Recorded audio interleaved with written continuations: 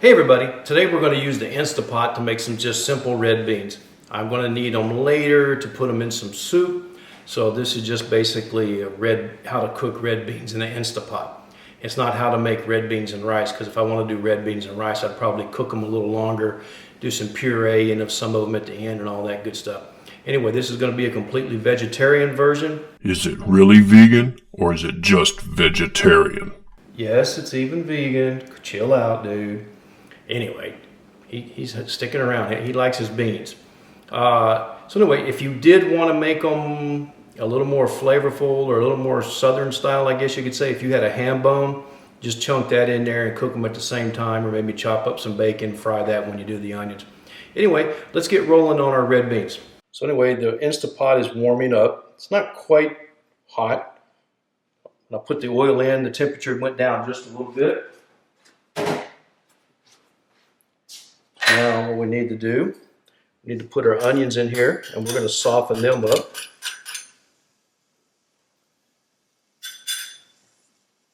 Put our garlic in.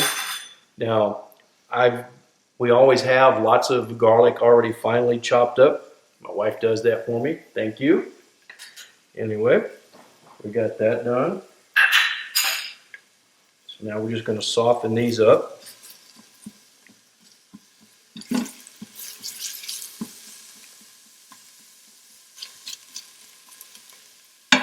While that's going, we're going to talk about a couple other ingredients. Instead of ham bones or chicken stock or something like that, I'm going to use this vegetarian. It's a chicken-like seasoning. It's completely vegan, so there's no animal products in it. So it's safe for folks who can't eat animal products or don't want to, whichever. I've got some no salt Cajun seasoning. I'm going to put some salt. I'm putting 1 teaspoon of salt in the dish. But if you can't find the no seasoning Cajun seasoning, you may want to back off of your salt a little bit. For seasoning, I've got black pepper, white pepper, granulated garlic, and a little bit of that no salt Cajun seasoning. And I got a couple bay leaves. All right. Some of my onions, they're doing pretty good. Garlic's starting to stick, so let's go ahead and we're going to put in our 1 pound of red beans. These are actually kidney beans. 6 cups of water. Put that in there. We're going to put our chicken seasoning in there. Our other seasoning.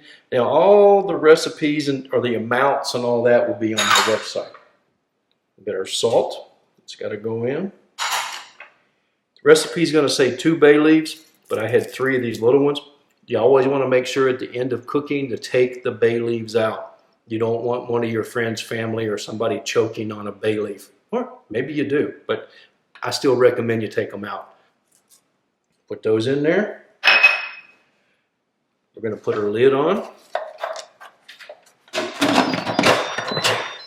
Always confirm that it's sealed, because sometimes I find that I don't have it on the sealing and I got it venting and it doesn't want to cook.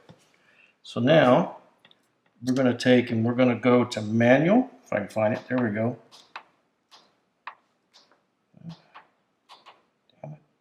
This technology is kicking James's butt. So let's try this again. I unplugged this thing, and what we're going to do, we're going to try to go to manual. There we go. It's 80 minutes. We don't want to go that long.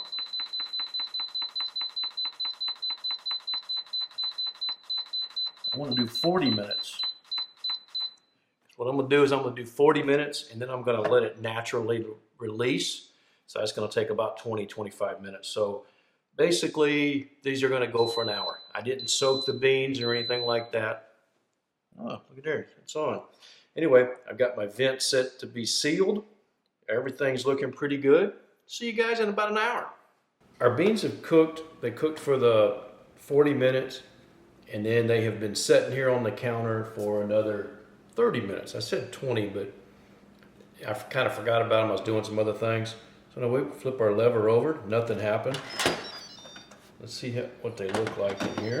They're still hot. So, whoa. Now I see 2 bay leaves floating here, so we're going to go ahead and take them out. Remember, we're not supposed to feed those to people. Actually, I got 3 of them there. So, remember, we had 3. We put 3 in. We took 3 out. All right, so let's try our beans. Now, remember, we're looking for them to be a little bit firm. If I was going to make red beans and rice, I'd cook them a little longer.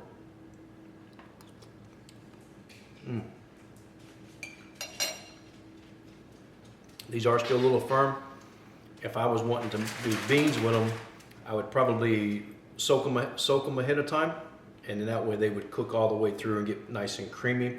But these are done. They're just a little bit firm. They're going to be perfect for the soup that I'm going to be making on my website, because I'm not going to film that. I'm just going to blog about it.